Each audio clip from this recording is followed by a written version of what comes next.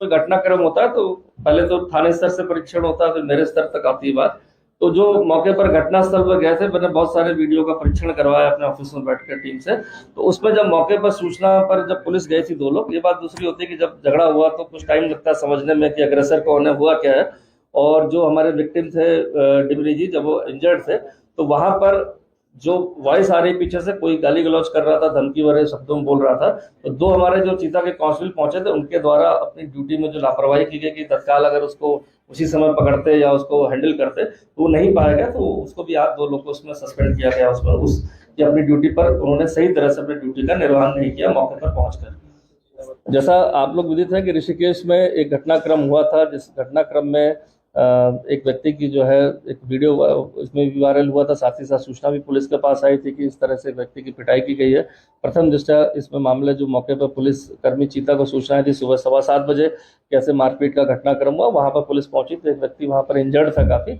और जो इंजर्ड के बाद वहां काफी लोग भीड़ इकट्ठा थी और जो वहां पर गाली गलौज भी कर रहे थे, साथ जो वीडियो वगैरह में आया था। तो जो मौके का हालात थे उसको देखते हुए जो विक्टिम था वो और उनके साथ उनको अस्पताल भेजा गया था, जिसके बाद में पहचान होने के बाद उनका नाम डिमरी जी के पूर्व में पता चला। लेकिन जब समस्त घटनाक्रम के बारे में चूंकि तुरंत कोई एफआईआर नहीं आई थी और एक दिन बाद इसमें एफआईआर अगले दिन नेक्स्ट दिन दी गई थी, और इसके बाद उसमें उस अभियुक्त को गिरफ्तार कर लिया गया जिसका नाम सुनील गंजा था,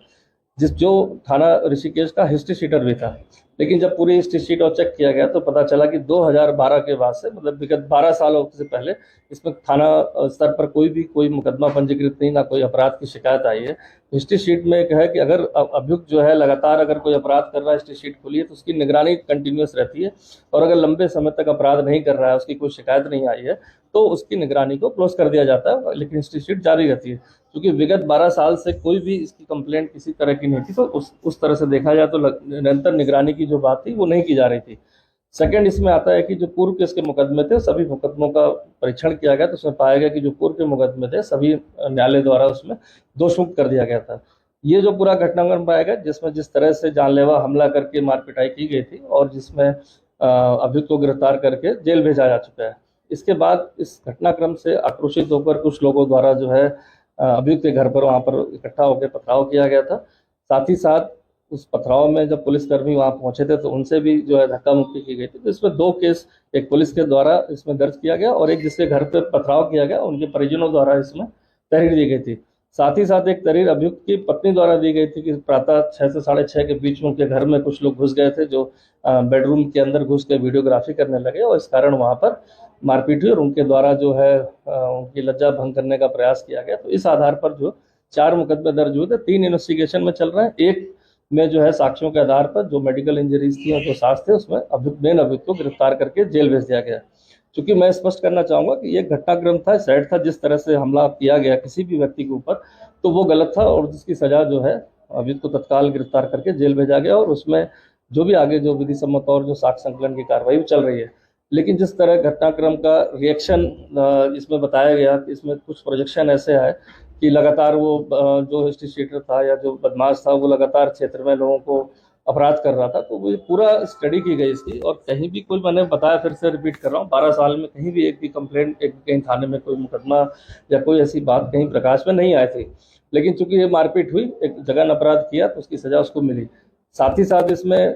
कहीं ना कहीं मैंने देखा कि इसमें हमारी टीम जो सोशल मीडिया मॉनिटरिंग करती है उनके द्वारा बताया गया कि इस घटनाक्रम को किसी अन्य तरह से प्रोजेक्ट करने की बात आई। क्योंकि एक दुखद घटनाक्रम है, उसमें पुलिस का रोल है कि जो भी सूचना है उस पर तत्काल कार्रवाई करे, जो अभियुक्त है उसको गिरफ्तार करे। लेकिन कहीं ना कहीं एक दायरा हमारा भी होता है जो सामाजिक रूप से आप लोग का दायरा, अगर पुलिस भी किसी के घर में रेड करती है या कहीं जाती है तो महिलाएं और बच्चों को ध्यान रखते हैं। हमेशा इसीलिए वहां पर महिला पुलिसकर्मी की साथ में रखते हैं अपने साथ कि उनके साथ कोई आरोप प्रत्यारोप अभद्रता न की जाए। साथ ही साथ अगर कोई सर्च करनी है तो सर्च वारंट कोर्ट से लेते हैं या सीनियर अधिकारियों द्वारा उसमें सर्च वारंट का जो प्रोविजन है, अनुमति ली जाती है। तो एक जागरूक नागरिक होने के नाते अधिकार है कि कहीं कुछ गलत हो रहा है तो उसको जरूर उजागर करें। लेकिन अगर किसी के घर में आप चाहे वो गलत आदमी होकर घुसते हैं तो कहीं ना कहीं जिस तरह का प्रतिशोध हुआ उस प्रतिशोध के तहत ये झगड़ा हुआ, झगड़े के बाद इतनी बुरी तरह से उनको चोटें आई। तो एक सोशल मीडिया में जिस तरह का प्रोजेक्शन था उस प्रोजेक्शन को भी मैं कहता हूं कि सामाजिक दायित्व के साथ साथ कानूनी दायित्व भी है सभी का कि कानून के दायरे में हम अपने अगर एक्शंस को करते हैं तो उसमें पुलिस प्रशासन कोर्ट सभी लोग उसमें सहयोग देते हैं। तो इस तरह की बात है। साथ ही साथ इस मुद्दे को जैसा मैं रीड कर पाया अपनी जो सोशल मीडिया टीम की जो रिपोर्ट बार बार जनरेट हो रही, चाहे हमारे इंटेलिजेंस की जो LIU की टीम है, इस मुद्दे को कहीं ना कहीं किसी ना जाति धर्म ना क्षेत्रवाद ना किसी उससे जोड़ा जाना चाहिए, क्योंकि कोई भी एक इंसिडेंट होता है वो इंसिडेंट एक सडन इंसिडेंट है, और सडन इंसिडेंट में जो भी झगड़ा हुआ, मारपीट हुई, जो भी क्राइम कमिट हुआ, उसमें जो कार्रवाई की गई त्वरित, मैंने बताया कि मुकदमे की FIR आने में तो 24 घंटे लगे और अरेस्ट करने में 4 घंटे लगे। तो देखा जाए तो पुलिस की अपनी तरफ से कार्रवाई कहीं से भी ऐसी नहीं थी कि जो लैक्सिटी की हो और कहीं कोई अभियुक्त को फायदा देने की हो, लेकिन उसके बाद के जो रिपरकशन रहे, और चाहे कुछ गलत प्रोजेक्शन हुआ, कोई भी व्यक्ति जिसके साथ अगर इस तरह से हीनियस ऑफेंस होगा तो कानून अपना काम करेगा, लेकिन अगर उसमें कोई प्रोजेक्शन, उसको कोई, मैं बार बार इसलिए रिपीट करता हूँ कि ये कोई भी जो अपराधी है उसकी ना कोई जाति धर्म ना कोई क्षेत्र होता है, अपराधी अपराधी होता है। तो अगर कोई अपराध कर रहा है तो उसकी अगर सूचना समय से मिल जाए, समय से अगर उसमें पुलिस टीम के साथ सहयोग चाहिए वो सहयोग करे, तो वो ज़्यादा अच्छी कार्रवाई होती है। बशर्ते अगर हम किसी के घर में अगर इस तरह से अनाधिकृत रूप से घुसते हैं तो कहीं ना कहीं वाद विवाद की स्थिति बनती है, और जो मुझे लगता है कि एक बहुत बड़ा कारण था कि इतनी बड़ी घटना जो वहाँ पर कारित हुई। पुलिसकर्मियों को आपने हटा दिया और ये इल्जाम था कि शराब तस्करी में कहीं ना कहीं इनकी भूमिका डाउटफुल है। देखिए, ये जो काम है आबकारी विभाग का, इनके आपसे कोई आया क्या? इनकी भूमिका कैसी है? देखिए, जितने भी ये नो ड्राई जोन जिसे कहते हैं, जहाँ पर शराब प्रतिबंधित धार्मिक स्थल हो, चाहे हमारा ऋषिकेश हो, चाहे हरिद्वार का एरिया है, तो कहीं ना कहीं जहाँ पर ऐसे होते हैं तो वहाँ पर अवैध शराब की बिक्री एक बहुत बड़ा चैलेंज होता है। पुलिस के लिए भी चैलेंज होता है और आबकारी विभाग के लिए होता है, साथ ही साथ पब्लिक के लिए भी होता है। जो आम पब्लिक है वो कहीं ना कहीं इसका रोष होता है। लेकिन जिस पूरे परिवेश में जब ये घटना घटित हुई, चूंकि मेन जो बात थी कहीं ना कहीं अवैध शराब की बिक्री को लेकर ये बात आई थी, चाहे वो किसी भी रूप में प्रेजेंट हुई हो, तो इसको देखते हुए पूरे थाने का जो है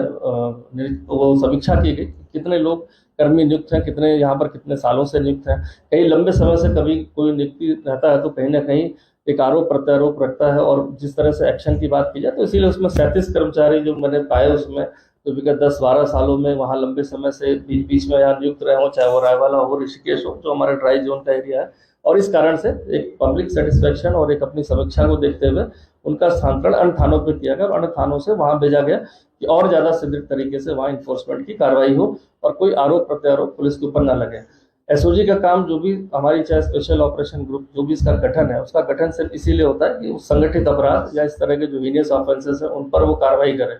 क्योंकि थाने स्तर की कार्रवाई की समीक्षा में जो मुझे लगा, ये पूरे इस 8 महीने में 240 दिन अगर देखा जाए, जनवरी से लेकर 31 अगस्त तक, तो 113 मुकदमे दर्ज हुए, तो देखा जाए और 111 अभियुक्त शराब में अरेस्ट हुए। तो ऑन एन एवरेज देखा जाए हर दूसरे दिन कहीं ना कहीं शराब की रिकवरी हुई है और अभियुक्त की गिरफ्तारी हुई है, जो एक संतोषजनक है कि हर 113 लोग का अगर मुकदमे दर्ज हुए हैं 240 दिन में और 111 लोग अरेस्ट हुए हैं, तो कहीं ना कहीं शराब के विरुद्ध प्रभावी कार्रवाई हुई। लेकिन जो इस तरह के संगठित शराब का काम करते हैं, जो बड़े माफिया हैं, चाहे वो डीलर हैं, चाहे वो कहीं बड़ी खेप शराब की मंगाते हो या सप्लाई कराते हो, तो वो संगठित रूप से जो कार्रवाई दिखनी चाहिए थी वो नहीं दिखी, जो काम वहाँ के देहात SOG का होना चाहिए था। बाकी चीज़ों में उनका परफॉर्मेंस अच्छा, लेकिन इस चीज़ में असेसमेंट पे पाया गया कि कहीं ना कहीं उनकी लैक्सिटी थी, तो इसलिए उनको यहाँ मुख्यालय वाले SOG के साथ अटैच किया गया। और फिर से उनकी पुनः मैं टास्किंग खुद ही कर रहा हूँ कि कहीं ना कहीं वो इस संगठित जो माफिया हैं, चाहे कहीं पर भी हो, जो शराब में हो, चाहे नशे में हो या अन्य अपराधों में हो, उन पर अच्छी कार्रवाई करके दिखाए, जिससे उनको आगे रिवॉर्ड भी किया जा सके। अब दूसरी बात आती है इसमें आबकारी विभाग की से कंसर्निंग, क्योंकि एक ये भी सरकारी विभाग है जिसका भी दायित्व है, जिस तरह पुलिस का दायित्व है वैसे हर विभाग का अपना अपना दायित्व है। तो इसमें आबकारी विभाग से जल्दी इसमें समन्वय मीटिंग बनाई गई है, क्योंकि थाने स्तर पर तो समन्वय रहता है आबकारी विभाग का, लेकिन हम लोग के लेवल पर देखा गया कि ऐसा समन्वय जिला लेवल पर नहीं है। तो जिले लेवल पर जो डिस्ट्रिक्ट आबकारी अधिकारी और जो अन्य अधिकारी हैं, उनके साथ भी एक बैठक प्रस्तावित है, जिससे कि कम से कम खासकर ऐसे क्षेत्र जहां पर अवैध शराब की बिक्री की ज्यादा शिकायत है, जहां पर ऐसे लोग हैं, तो मिलकर उसमें चाहे हमारा इंटेलिजेंस इनपुट हो, चाहे उनका इंटेलिजेंस इनपुट हो, और अगर वर्कफोर्स कम हो जाता है कभी, तो दोनों लोग टीमें मिलकर भी काम करें, जिससे ज्यादा इफेक्टिव कार्रवाई आगे भविष्य में हो पाए।